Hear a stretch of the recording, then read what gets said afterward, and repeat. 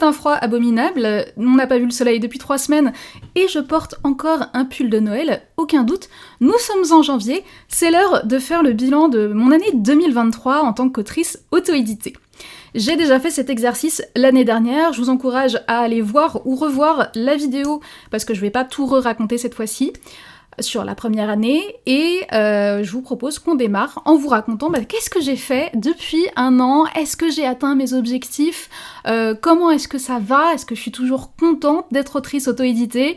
La réponse à toutes vos questions, c'est maintenant. Alors, déjà, je tiens à vous montrer la pile de mes romans, parce que j'en suis grave fière. Ça commence à faire un sacré petit paquet, et je suis vraiment très très contente de ça. Qu'est-ce que j'ai fait cette année? Alors, j'ai eu 2 sorties cette année, donc j'avais publié 3 romans l'année dernière, cette année il y a eu 2 sorties. La première sortie, je vous la montre ici au format papier, mais elle n'existe pas au format papier, ceci est une illusion. En fait, c'est un préquel de ma série Les Pérégrinations de Lady Vinchka. C'est un préquel qui s'appelle Le Lord et l'héritière, et que j'ai publié uniquement au format numérique, et qui est exclusivement offert aux personnes abonnées à ma newsletter. Donc, quand vous vous abonnez à ma newsletter d'autrice, vous recevez un PDF avec cette petite histoire, donc c'est une novella d'environ 20 000 mots, et elle n'existe pas au format papier, elle n'est pas disponible à la vente en papier ou en numérique en dehors de ma newsletter d'ailleurs. Et j'ai eu envie de me faire imprimer, alors je suis passée par Colibri, pour avoir mon petit exemplaire perso, donc je suis très contente de l'avoir, et ça vous permet d'admirer cette sublime couverture réalisée comme toutes mes couvertures par l'incroyable illustratrice et graphiste Pauline Gallois. Donc ça, c'est un préquel que j'ai publié au mois de mai, début mai, vraiment dans l'objectif de récompenser déjà les personnes qui me suivent dans ma newsletter, proposer un point d'entrée différent dans ma série, et gagner plus d'abonnés à ma newsletter en leur proposant ce petit cadeau en échange. Ensuite, ma deuxième sortie de l'année, ça a été ça, Automates et fiançailles. C'est le tome 1 de ma nouvelle série Les Mécagiciennes, et donc j'ai publié ce roman fin octobre, et il a lui aussi une très très belle couverture, dont je suis très contente. L'autre changement que j'ai fait cette année sur mes publications, c'est que j'avais 3 autres nouvelles gratuites, des nouvelles que je proposais auparavant, qui étaient mes anciens cadeaux pour les abonnements à ma newsletter, mes anciens freebies. J'ai fait pas mal de changements sur ces nouvelles au cours de l'année. D'abord, en début d'année 2023, j'ai changé leur couverture parce qu'elles me plaisaient plus, donc c'était des nouvelles que je proposais gratuitement sur Amazon et sur Kobo d'une part, et que j'offrais aussi aux abonnés de ma newsletter. J'ai changé leur couverture parce que celle qu'il y avait ne convenait pas. Finalement, aujourd'hui elles ne sont plus disponibles, donc je les ai toutes remplacées par ce préquel qui n'est pas lui disponible sur Amazon, qui est vraiment une exclusivité pour la newsletter. Parce que de toute façon, ces petites nouvelles, moi je les aimais bien, mais elles étaient dans des genres qui correspondent pas à ce que j'écris aujourd'hui.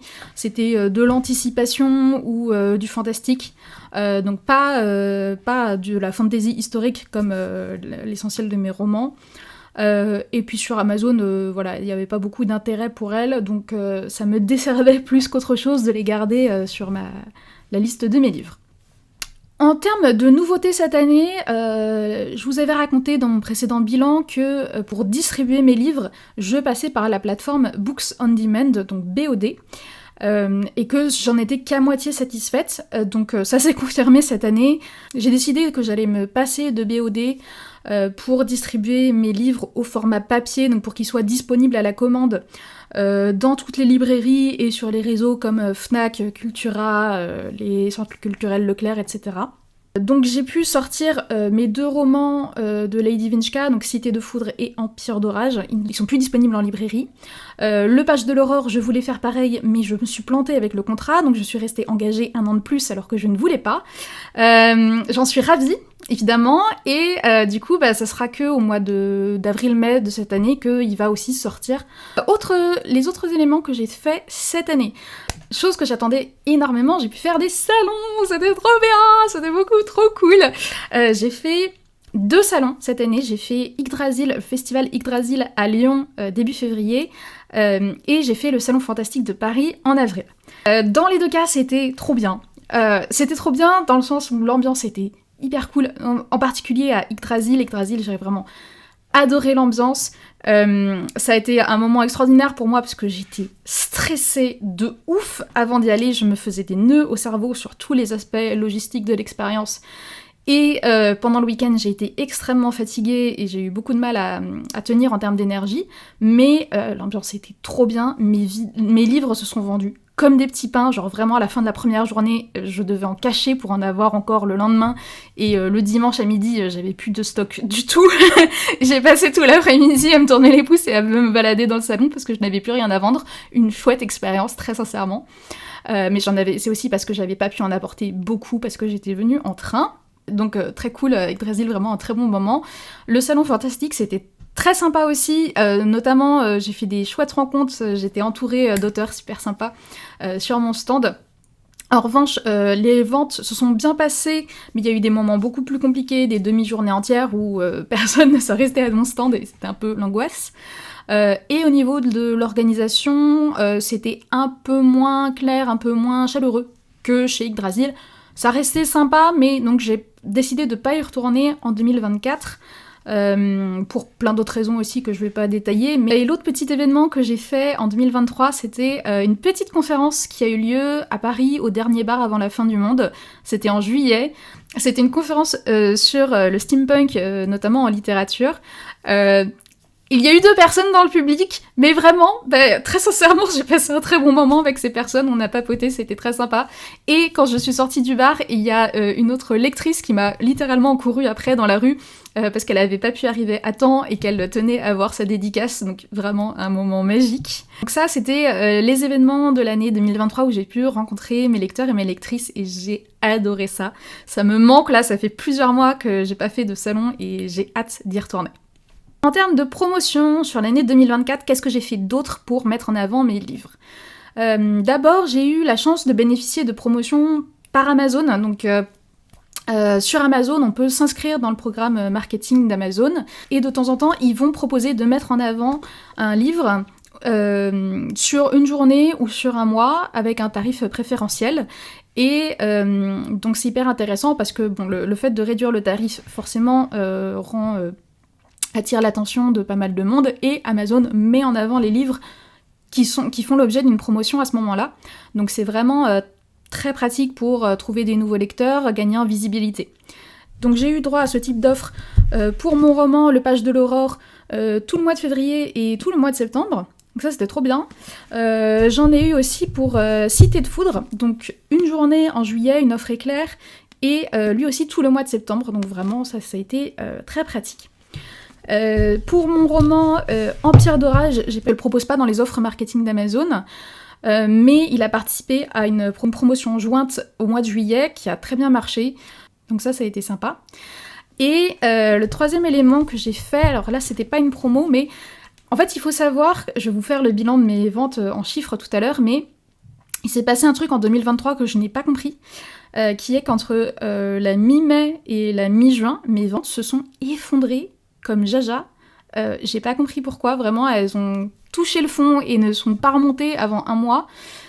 J'ai pas compris ce qui avait posé un souci, mais du coup ça m'a fait un petit électrochoc pour me motiver à mettre plus en avant mes livres et à refaire de la promotion dessus. Et donc, au mois de juillet, j'ai organisé une lecture commune de toute ma série des pérégrinations de Lady Vinchka. Donc il y avait le préquel, le tome 1 et le tome 2. J'ai ouvert un Discord pour mes lecteurs et mes lectrices à cette occasion-là. On a fait la lecture commune pendant un mois, c'était hyper sympa, j'ai adoré cette expérience. Je pense que les personnes qui ont participé ont passé un très bon moment aussi. L'expérience de la lecture commune, ça m'a permis de convaincre des lectrices qui avaient le livre dans leur pile à lire depuis longtemps de sauter le pas et de l'attaquer. Et même certaines qui l'avaient déjà lu en ont profité pour le relire, donc j'étais hyper touchée, c'était très sympa. Voilà pour ce qui est de la présentation de mes actions de promotion pour l'année. Ce que j'ai oublié de préciser aussi, c'est que comme j'ai quitté BOD pour mes précédents romans, pour celui-ci, Automates et Fiançailles, qui est sorti donc fin octobre, c'est une exclusivité Amazon. Donc il est disponible En e-book, sur Kindle et dans l'abonnement Kindle, ça c'est comme les autres, mais en broché, il n'est que sur Amazon, et en revanche, tous mes livres sont aussi disponibles sur ma boutique en ligne, sur mon site. Donc ça c'est soit pour les personnes qui veulent pas passer par Amazon, soit pour les personnes qui veulent une version dédicacée, puisque tous les livres que je vends en direct, je les vends avec un marque-page assorti et une dédicace. Voilà pour les grandes lignes. Maintenant, un bilan un peu plus concret sur comment j'ai vécu cette année en termes de chiffres. L'année dernière, j'ai eu beaucoup plus de dépenses que de revenus sur mes livres, ce qui était normal parce que j'avais 3 livres à lancer, donc ça faisait beaucoup de dépenses en termes de correction, de graphisme, etc. Et comme c'était ma première année d'autrice indé, j'avais pas encore une grosse communauté de lecteurs, donc pas encore beaucoup de ventes et de chiffre d'affaires. Mon objectif, du coup, comme j'ai fini l'année avec plusieurs milliers d'euros de dettes, ce qui faisait un peu mal, mon objectif fin 2022, c'était qu'en 2023, j'arrête de perdre de l'argent avec mes romans. Cet objectif est-il atteint ? Presque. Presque pour l'année 2023. C'est-à-dire qu'en 2023, ce que mes romans m'ont coûté et ce qu'ils m'ont rapporté est quasiment équivalent. J'ai un tout petit peu plus de coûts. On se parle d'une différence d'environ 100-130 euros sur un budget de presque 4000 euros. Donc on est vraiment à ça. Je suis très frustrée que ce soit quand même en négatif et pas en positif, mais c'est quand même très encourageant par rapport à la dynamique de l'année précédente. Ceci étant dit, non seulement je suis pas à l'équilibre sur l'année 2023, mais en plus je suis encore loin de rembourser les dépenses que j'ai faites en 2022. Donc tout ça commence à s'accumuler et je vous cache pas que c'est un petit peu préoccupant. Un point dont je me suis vraiment rendu compte cette année, c'est à quel point, on le dit tout le temps, mais on ne le ressent vraiment que quand on le vit, c'est que l'auto-édition c'est un très long marathon et il faut s'accrocher, il faut être persévérant, pas seulement pendant 3 mois, pas seulement pendant 6 mois, pas seulement pendant 1 an, ni même 2 ans, mais il faut être là pour le très long terme. Il faut vraiment s'accrocher et avoir la force d'y croire pendant longtemps, même quand on voit que les efforts qu'on fait ne trouvent pas forcément les résultats qu'ils mériteraient. Ça reste une année encourageante parce que je vois bien que j'arrive petit à petit à développer la communauté de mes lecteurs et de mes lectrices. Mon nouveau roman a fait un bien meilleur décollage que les précédents, donc petit à petit les choses s'améliorent. Mais c'est long, ça reste fragile. J'ai fait une découverte assez décevante aussi cette année, qui est que, je me suis rendu compte de ça en fin d'année, c'est que j'avais mal calculé depuis le début le nombre de livres que je vendais, entre guillemets, via l'abonnement Kindle, le nombre de mes livres qui étaient lus dans cet abonnement. Dans l'abonnement Kindle, en gros, pour vous expliquer, on connaît le nombre de pages qui sont lues au total, enfin par titre, par ouvrage, mais on n'a pas le nombre de livres entiers qui sont lus dans l'abonnement Kindle, tout simplement parce que y a plein de gens qui ne lisent pas les livres en entier. Mais même s'ils ne lisent que la moitié du livre dans l'abonnement, on est quand même rémunéré pour toutes les pages qui ont été lues jusqu'à la moitié. Donc en fait, pour estimer le nombre de livres lus via cet abonnement, on divise le nombre total de pages lues par le nombre de pages qu'il y a dans chaque livre. Jusqu'ici, tout va bien. Sauf que le nombre de pages qu'il y a dans chaque livre, j'avais pas le bon chiffre. Je vous passe les détails techniques, mais en gros, je m'appuyais sur un chiffre qui n'était pas le bon, qui était plutôt proche du nombre de pages en broché, alors que Amazon a une façon particulière de compter le nombre de pages des livres dans l'abonnement Kindle. Donc, concrètement, je pensais qu'en 2022, j'avais eu 230 livres lus via l'abonnement Kindle, alors qu'en fait, j'en ai eu que 160. Ça a impacté le nombre de livres que j'ai aussi vendus sur l'année, puisque je pensais que j'en étais presque à 700 livres vendus au total ou lus dans l'abonnement Kindle en 2022, alors qu'en fait, j'étais plutôt à 630, 628 pour être exact. Cette année, j'avais visé d'en vendre 800, j'ai pas atteint cet objectif. L'année s'est terminée avec 655 livres vendus, ce qui est quand même une progression par rapport à l'année précédente, donc c'est plutôt positif. Mais c'est pas une progression aussi importante que ce que je l'aurais espéré. C'est vrai que j'avais des objectifs plus ambitieux que ça, parce que je me disais, l'année dernière j'ai sorti mes 3 livres successivement, un en janvier, un en avril, un en juillet. Là cette année je vais avoir les 3 livres sur l'année, plus le 4e que je vais sortir en octobre. logiquement, ça va générer plus de ventes. Eh bien, ça n'a pas tout à fait été le cas. Parce que forcément, un livre, une fois qu'il est sorti, plus le temps passe et plus ça devient difficile de le vendre, parce que c'est difficile de toucher des nouveaux lecteurs qui pourraient être intéressés. Donc mon best-seller, c'est mon tome 1 de Lady Vinchka, qui est le livre que j'ai le plus vendu en 2023. Le deuxième, c'est Empire d'Orage, donc le tome 2, de façon assez logique, hein, c'est normal, il va pas plus se vendre que le tome 1. Le troisième, qui a fait un bon démarrage, c'est donc Automate et Fiançailles, dont je suis assez contente. Et le petit dernier, c'est Le Page de l'Aurore. Lui, forcément, c'est toujours un petit peu plus compliqué parce qu'il a eu une première vie en maison d'édition. Là, ça fait 2 ans qu'il est sorti en auto-édition, donc il arrive un peu en fin de vie, ce pauvre petit. Mais je pense qu'il peut encore toucher des nouveaux lecteurs, donc je ne perds pas espoir à son sujet. Au niveau de la rentabilité de chacun de ces livres, c'est assez intéressant à observer puisque donc cette année, comme je vous disais, j'ai eu à nouveau des coûts assez importants. Ce sont comme d'habitude essentiellement des coûts de correction et de couverture, sachant que le préquel, je ne fais que l'offrir gratuitement, mais j'ai quand même payé pour sa correction et pour sa couverture. Donc ça fait des dépenses qui sont forcément pas rentabilisées avec ce livre-là. J'ai aussi eu des dépenses au niveau de l'inscription au salon, j'ai eu des dépenses sur les pubs Amazon et surtout mon principal poste de dépense, c'est l'achat de stock de livres. Comme en 2023 j'ai fait plusieurs salons et que j'ai toujours ma boutique en ligne qui est de plus en plus dynamique d'ailleurs, j'étais contente en fin d'année, j'ai fait pas mal de ventes via cette boutique. Mais forcément, ça me demande d'investir pas mal d'argent dans l'achat de stock. Là, j'ai un salon en préparation dans 3 semaines, donc j'ai plein de livres à la maison. Donc tout ça représente un investissement un peu bloqué.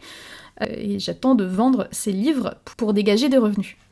Concrètement, en termes de rentabilité, aujourd'hui, mes livres me coûtent chacun plus d'argent qu'ils ne m'en rapportent. Mais la situation est très variable d'un livre à l'autre. Concrètement, pour ce qui est de Lady Vinchka, on s'en sort pas mal. J'ai plus les chiffres exacts en tête, mais je crois que pour Cité de Foudre, j'ai rentabilisé l'essentiel des frais, tout ce qui est correction, graphisme, et quasiment tous les achats de stock sont rentabilisés. En revanche, si on ajoute les frais qu'il y a eu pour le préquel, là les coûts deviennent plus importants que les revenus. Pour Empire d'Orage, on est à un cheveu de le rentabiliser. On est vraiment, il manque 20 € pour équilibrer les coûts et les dépenses, mais sauf que ça fait 3 mois que j'en vends pour 5 € par mois, et donc je n'arrive pas à atteindre ce niveau de rentabilité, c'est très frustrant. Automate et Fiançailles marche bien, donc on est encore loin de le rentabiliser, bien sûr, parce qu'il y a eu pas mal d'investissements, mais c'est plutôt prometteur, c'est plutôt encourageant comme évolution. Et le Page de l'Aurore, pour le coup, lui, c'est plus compliqué. J'ai beaucoup de mal à rentabiliser les frais initiaux de correction et de couverture que j'ai eu au départ. Donc, comme les ventes sont particulièrement lentes pour ce livre, sauf en salon. En salon, il se vend assez bien, mais sinon, en numérique, c'est plus compliqué. Donc, il va prendre encore un peu de temps. Lui, il va lui falloir encore pas mal de salons avant d'arriver à l'équilibre. Ce qu'il faut avoir en tête aussi, c'est que au-delà de rentabiliser chacun de ces livres, il y a des frais génériques que je ne peux pas attribuer à un livre en particulier et qui s'accumulent et qui commencent à représenter une certaine somme aussi. Donc c'est tout ce qui est inscription au salon, les frais qui sont engendrés par le fonctionnement de ma boutique en ligne, donc acheter des cartons, acheter du matériel d'emballage, les frais de paiement du boîtier SumUp que j'utilise en salon, les boîtes que j'ai besoin d'acheter pour ranger mes livres que je stocke chez moi, tout ça fait tout un tas de petits frais qui s'accumulent. Et il faut rajouter à ça les cotisations de l'URSSAF, qui représentent 16% de mon chiffre d'affaires, si je dis pas de bêtises. Donc ce qu'il faut avoir en tête, c'est que quand bien même, il y a une première étape qui est d'arriver à ce que chaque livre soit individuellement rentabilisé, donc que les revenus que je tire de chaque livre compensent les dépenses qu'il y a eu pour ce livre-là. Et il y a une deuxième étape qui est de rembourser en plus tous les frais génériques et les cotisations. Et il y a une troisième étape où, un jour, peut-être, on y croit, j'arriverai à dégager un revenu pour moi, pour me payer en fait toutes mes années de travail sur ces livres qui, pour l'instant, ne me rapportent pas un centime. C'est toujours un peu difficile de se situer, de savoir est-ce qu'on est dans la moyenne en termes de chiffre d'affaires, de nombre de livres vendus par rapport aux autres auteurs édités. Il y a plein d'auteurs et d'autrices qui font beaucoup mieux que moi, il y en a aussi qui font moins bien que moi. Il y en a qui vendent moins mais qui arrivent à avoir des frais beaucoup plus réduits sur la production de leurs livres. Moi, c'est vrai que j'ai fait des choix, le choix de faire des salons, le choix d'avoir une boutique en ligne qui me demande de faire pas mal d'investissements. Pour mes couvertures, je vais faire des couvertures personnalisées, j'achète pas des pre-made. J'ai des livres qui sont assez longs, donc tout ce qui est frais de correction, frais d'impression, c'est plus important. Mais voilà, je tenais à rappeler tout ça pour que... déjà pour rappeler à quel point c'est pas sympa de pirater des livres, parce que finalement, en tant qu'auteur, on a quand même beaucoup de mal à se dégager des revenus. Et aussi que si vous vous lancez dans l'auto-édition et que vous n'avez pas forcément une grande communauté de lecteurs déjà prêts à vous suivre, c'est important d'avoir les reins solides financièrement, et d'être prêt à avoir pendant un certain temps des dépenses qui dépassent les revenus et de s'accrocher et d'être capable de voir ça comme des investissements qui seront rentabilisés plus tard. On espère. Un petit mot, j'en avais parlé aussi l'année dernière, mais sur les nombres d'évaluations de mes livres. Les évaluations, notamment sur Amazon, c'est un enjeu hyper important pour les auteurs auto-édités, puisque les évaluations et les commentaires, c'est ce qui va permettre à la fois de donner au livre une certaine crédibilité. Quand on voit un livre qui a 3000 évaluations, on se dit qu'il a déjà eu plein de lecteurs, et que du coup c'est peut-être un gage de qualité. Et bien sûr, le contenu des commentaires, le niveau de l'évaluation, le fait que les commentaires soient à 4 ou 5 étoiles, qu'ils soient très enthousiastes, forcément, c'est aussi un facteur de crédibilité pour le livre, ça permet de conquérir des nouveaux lecteurs, des nouvelles lectrices, et le fait de décrire dans les commentaires de quoi parle le livre, qu'est-ce qu'on a aimé, qu'est-ce qu'on a moins aimé, quels sont les différents éléments qu'on peut s'attendre à trouver dans ce livre, c'est hyper précieux pour permettre au livre de toucher les bonnes personnes. Donc par exemple, moi dans mes livres, je vais avoir des univers imaginaires très élaborés, des héroïnes qui sortent un peu des profils classiques. C'est important que des lecteurs soient prévenus de ça avant de se plonger dans mes romans, sinon ils risquent d'être déçus. Donc je demande régulièrement aux personnes qui lisent mes romans de penser à laisser une évaluation ou un commentaire, que ce soit sur Amazon ou sur des plateformes comme Goodreads, Babelio et compagnie. Donc je suis très contente parce que le nombre d'évaluations de mes livres augmente petit à petit. J'avais l'ambition cette année d'atteindre en 2023, j'avais l'ambition d'atteindre les 100 évaluations pour Cité de Foudre. J'avais annoncé cet objectif en fin d'année, j'en étais vraiment pas loin et du coup j'étais hyper motivée pour l'atteindre. Et l'année s'est terminée avec 99 évaluations. Donc j'étais à la fois hyper contente parce que c'est 99 évaluations qui me sont hyper précieuses à tout point de vue, et hyper frustrée parce que franchement, encore une fois, j'étais à ça. 2023, ça a fini sur l'année de la frustration, à ça près sur pas mal de choses. Mais ça reste quand même hyper encourageant en soi. Ce qui est très positif aussi, c'est que Automates et Fiançailles a fait aussi un très bon démarrage sur les évaluations. Pour le lancement de ce livre, j'ai fait appel à pas mal de chroniqueuses en leur demandant de laisser un avis sur le livre autant que possible sur Amazon. Et aujourd'hui, on est le 10 janvier, il a déjà 43 évaluations, donc c'est très positif pour la suite. Alors cet objectif de 100 évaluation que je n'ai pas atteint, c'est une très bonne transition vers ce que je voulais aborder avec vous ensuite, à savoir mes objectifs pour l'année 2024.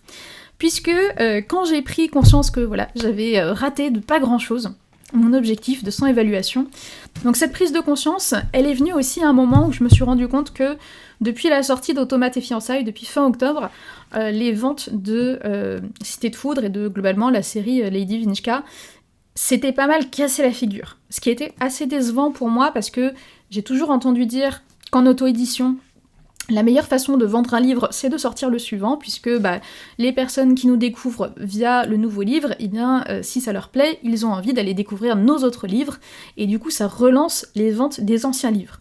Ça avait bien marché pour le page de l'Aurore et Cité de Foudre, donc quand j'ai lancé Cité de Foudre, j'ai pas mal de nouvelles personnes qui m'ont découverte et qui sont allées lire le page de l'Aurore.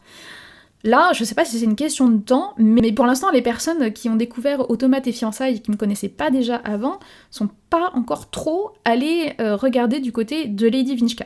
Ce qui m'embête un petit peu parce que vraiment, ce roman, cette série, c'est une série à laquelle je suis hyper attachée. J'ai bossé tellement longtemps dessus. Il y a tellement de choses que j'adore dedans. J'adore son héroïne, j'adore tout ce que j'ai construit dans l'univers et tout. Et je pense que c'est une série qui a le potentiel de plaire à beaucoup plus de lecteurs que ce qu'elle a déjà.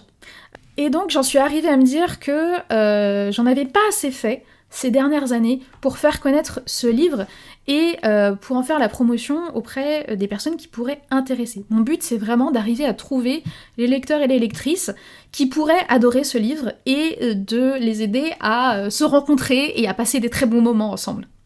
Et donc je me suis donné un nouvel objectif, encore bien plus ambitieux que celui d'atteindre les 100 évaluations, et cet objectif, c'est d'atteindre les 1000 exemplaires vendus sur ce roman. Donc sachant qu'en gros, j'en ai vendu, je sais plus, 300 en 2022 et 250 en 2023, si vous faites les calculs, en fait, il en reste encore beaucoup à vendre. On est encore loin des 1000 et surtout on n'est pas sur une pente ascendante et c'est vraiment une dynamique que j'ai l'ambition d'inverser cette année et j'ai donc lancé cet objectif #1000Vinchka dont j'ai parlé déjà sur les réseaux sociaux, sur Instagram et sur TikTok et que je vais continuer d'animer toute l'année avec des événements, avec des cadeaux, avec des défis, tout ce que je vais pouvoir imaginer pour mettre en avant ce livre auprès des personnes qui ont envie de le lire et qui ne le connaissent pas encore. Je suis vraiment curieuse de savoir ce que ça va donner à la fin de l'année. Est-ce que je vais réussir à atteindre cet objectif de 1000 exemplaires vendus au total? Est-ce que ça va permettre de relancer l'attention sur cette série? C'est vraiment ce que j'espère de tout cœur. Dans mes plans pour l'année 2024, il y a aussi la suite et fin de la série Les Mécagiciennes, donc le 2e tome, qui s'appellera Potions et Trahison. Donc Les Mécagiciennes, c'est l'histoire de 2 sœurs, c'est de la fantasy historique et romantique. Donc dans le 1er tome, on suit une des premières sœurs, Gisèle, et dans le 2e tome, on suivra sa sœur, Charlotte. Chacune vit de son côté une histoire d'amour. Donc l'histoire de Charlotte est la suite de celle de Gisèle. Donc c'est des histoires très sympas, donc je sais que l'histoire de Charlotte est très attendue par les lectrices du tome 1, donc j'ai vraiment hâte de la sortir. Là, en ce début d'année, le livre vient de partir en bêta lecture, il sera ensuite en correction, et j'espère le sortir au mois de mai 2024.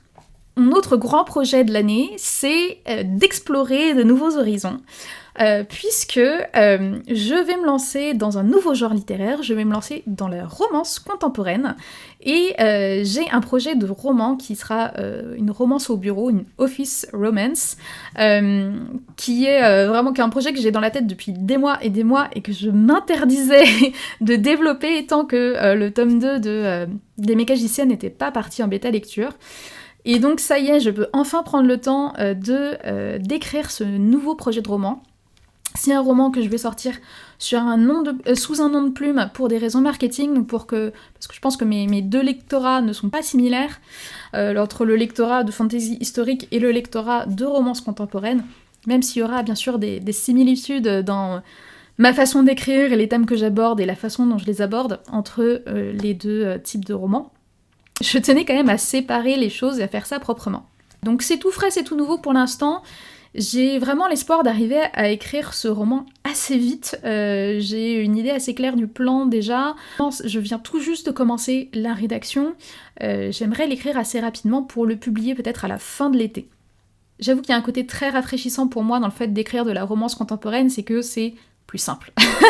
Il n'y a pas photo, déjà ça va être un one-shot, il n'y a pas d'univers à créer, il va pas y avoir 250 000 personnages comme je peux faire dans mes romans de fantasy, il n'y a pas de système de magie, il y a du coup beaucoup moins de sources d'incohérence potentielles, beaucoup moins d'arcs de personnages à développer. Donc ça va être plus simple, ça va être plus rapide et ça me soulage énormément de pouvoir faire quelque chose de plus simple et de plus léger après avoir publié tous ces romans qui m'ont chacun pris des années et des années à écrire. Ça ne veut pas dire que je compte abandonner la fantasy historique, bien au contraire, j'ai un autre projet que je compte attaquer du coup plutôt au 2e semestre, un projet autour à la fois du Paris haussmannien avec des dragons, Je vous en dis pas plus pour le moment, mais ça aussi, ça fait des années que je l'ai en tête et que je me le garde pour plus tard, donc j'ai hâte. Et bien sûr, en 2024, j'ai vraiment l'intention de retourner faire des salons. Je suis inscrite pour Yggdrasil début février, donc je suis très contente d'y retourner. Cette fois, j'irai en voiture et avec un gros stock de livres, donc je vais pas me faire avoir comme la dernière fois. Je retournerai pas au Salon Fantastique cette année, mais j'espère pouvoir m'inscrire dans d'autres salons. Je suis en train de scruter les pages d'inscription des événements qui m'intéressent. S'il y a des salons que vous connaissez, que vous aimez bien, qui sont près de chez vous, où vous aimeriez me voir, n'hésitez pas à me l'indiquer en commentaire, ça m'intéresse. Sachant que je suis basée à Paris, je vais sans doute pas aller au bout de la France pour faire un salon, mais tout ce qui est à quelques heures de voiture peut être envisageable. Voilà, c'est tout pour ce bilan de l'année 2023 et de mes 2 ans d'auto-édition. Donc c'est une année de progression, une année encourageante, mais aussi une année fragile. J'ai l'impression de faire un discours électoral en disant ça, mais je pense que 2024 va être un peu une année de vérité pour moi. Ça va être un peu l'année ça passe ou ça casse. Que ce soit pour mon activité de romancière ou pour mes autres activités, donc qui sont être formatrice en écriture de fiction et scénariste de jeux vidéo. J'ai plein de projets pour cette année, mais aucune garantie que tout se passera comme prévu. Et j'ai vraiment un enjeu de consolider tout ce que je fais pour que ça soit financièrement viable dans la durée, ce qui aujourd'hui n'est pas tout à fait le cas, et qui donc met un peu un point d'interrogation sur mon avenir, tout simplement. En tout cas, pour le moment, je suis super motivée par tous ces projets, super motivée par l'objectif 1000 Vinchka. J'espère que vous m'aiderez à tenir cet objectif de vendre 1000 exemplaires de mon roman. N'hésitez pas à en parler autour de vous, à aller le découvrir. Il est gratuit dans l'abonnement Kindle et vraiment pas cher par ailleurs. Donc n'hésitez pas à vous laisser tenter, à laisser des évaluations sur Amazon, ça me fait hyper plaisir à chaque fois. Voilà, l'année à venir va pas forcément être très facile, mais je suis motivée, j'y crois, et je vous dis rendez-vous l'année prochaine pour voir ce que tout ça aura donné.